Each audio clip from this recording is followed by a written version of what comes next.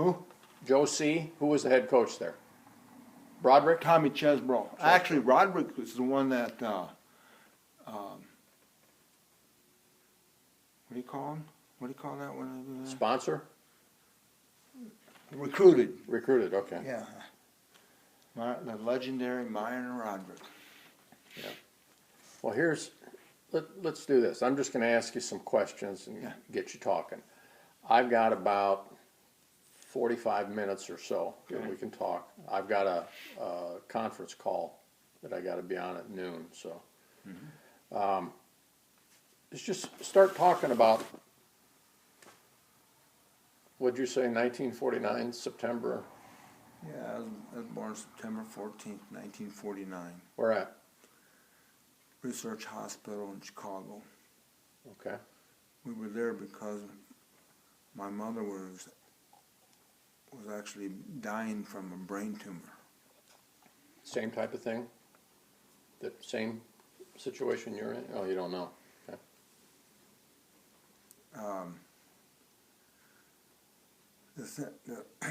She died like a month after I was born. She died on October 15th. Anyway, so 12 days later I come home, or they took me to Bloomington, and I lived with my grandparents or her mom and dad for the rest of my growing up, you know, until I left high school. I ended up a Blackhawk here. Yeah. And Well, so you were raised by your grandfolks, right, your mom's parents. right. Okay. What was, obviously they had a big impact on you growing up.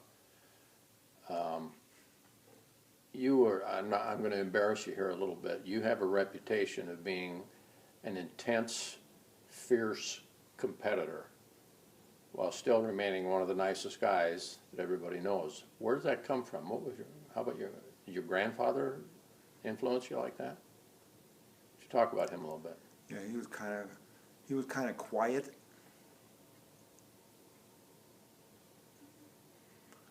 But he ran with a mean stick. It's the old philosophy, you know. Yeah.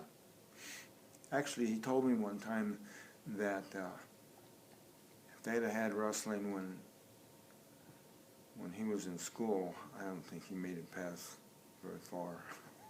But he just said that he thinks he would have wrestled. He liked it. Well, you know, I mean, what's not to like? He got to see a lot of wrestling of where I won most of it. You know, I mean, that's a good thing to be able to see. Why? Why did you win most of the time? I think there's an inner. There was an inner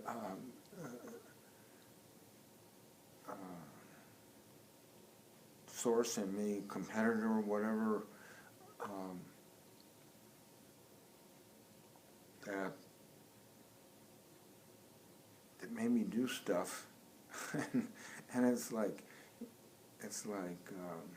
you know, when you're wrestling out there on the mat, you're by yourself. So it was like my grandmother kept me kind of under the wire, sort of,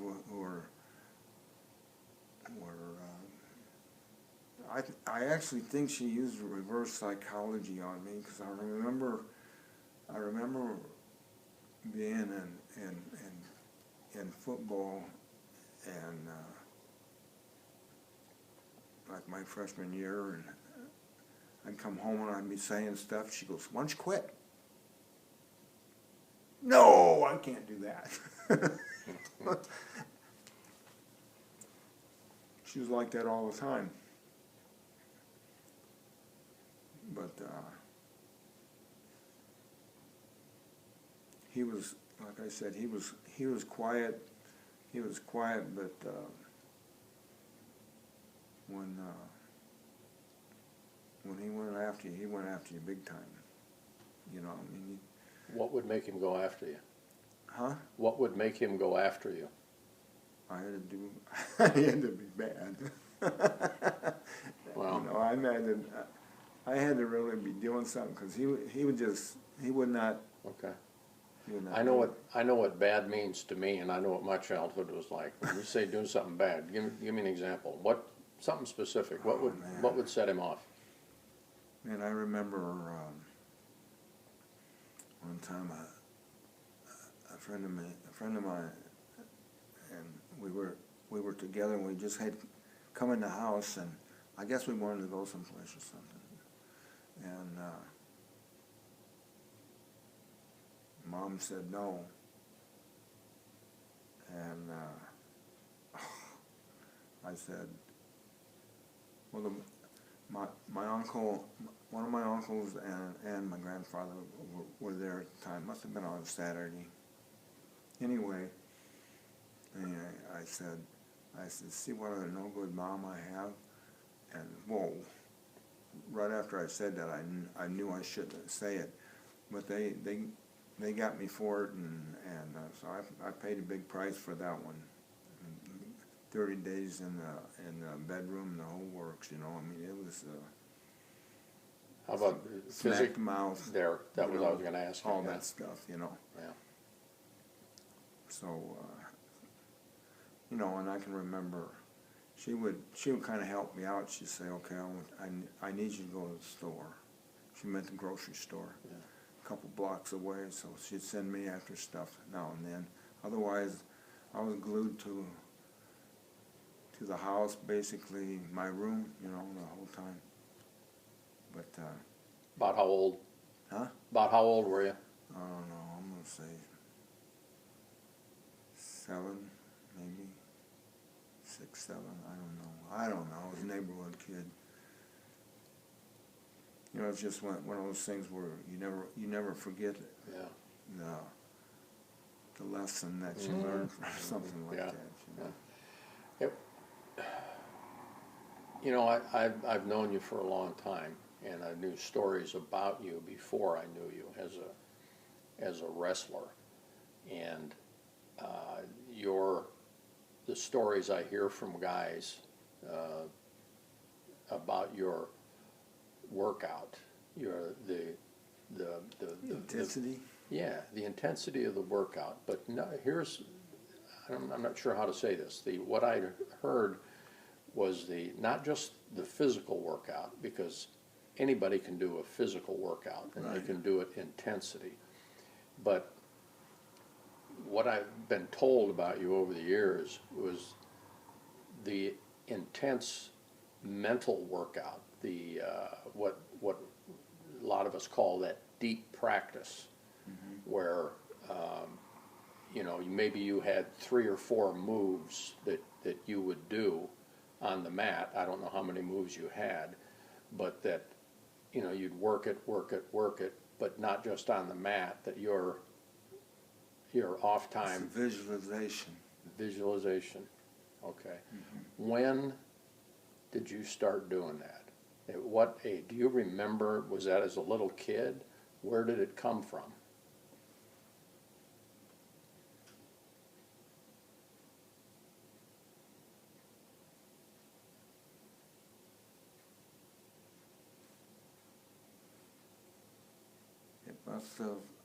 It must have started coming out.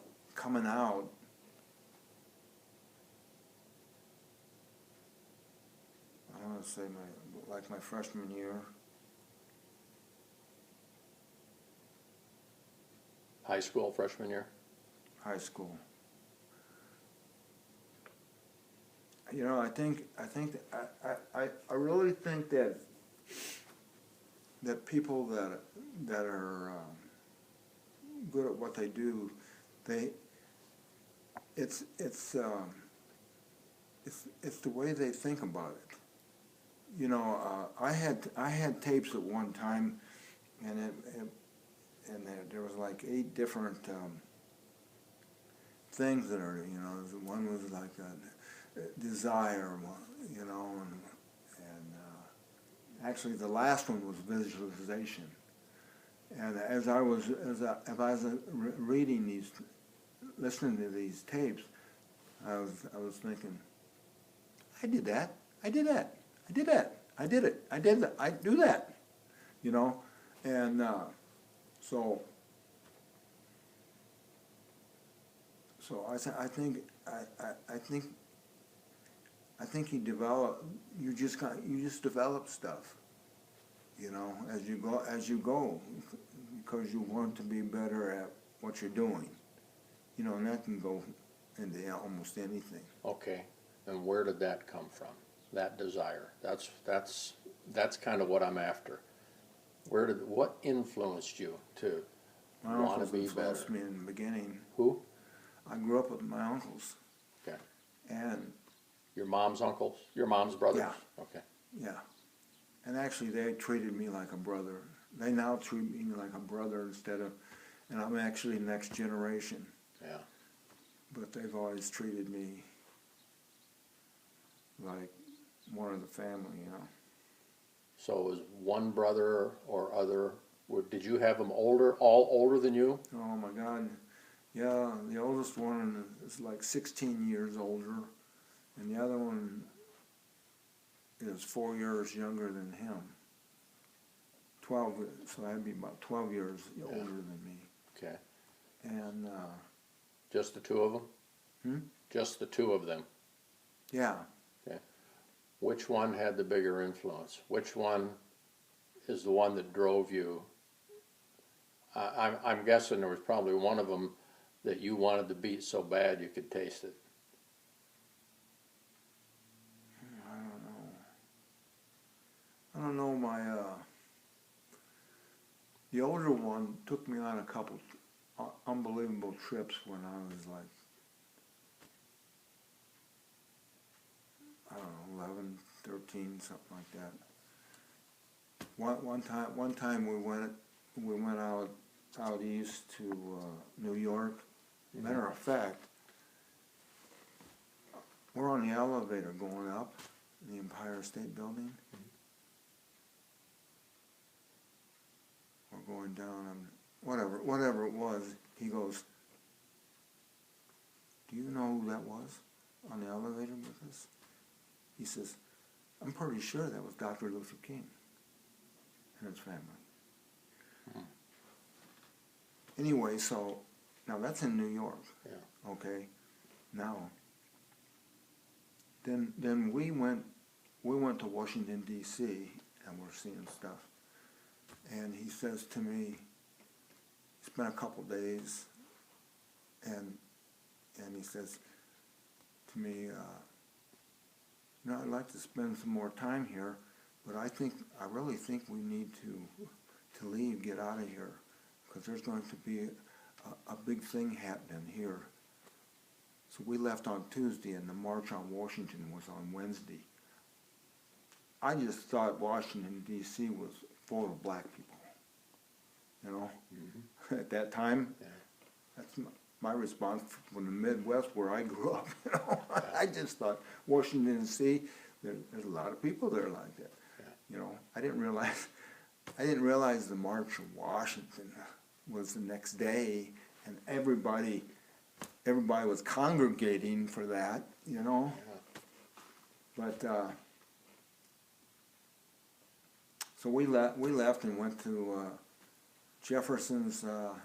We went to Monticello, where Jefferson's place was, and then we went to Mount Vernon, where Washington's place was, and then we started back home.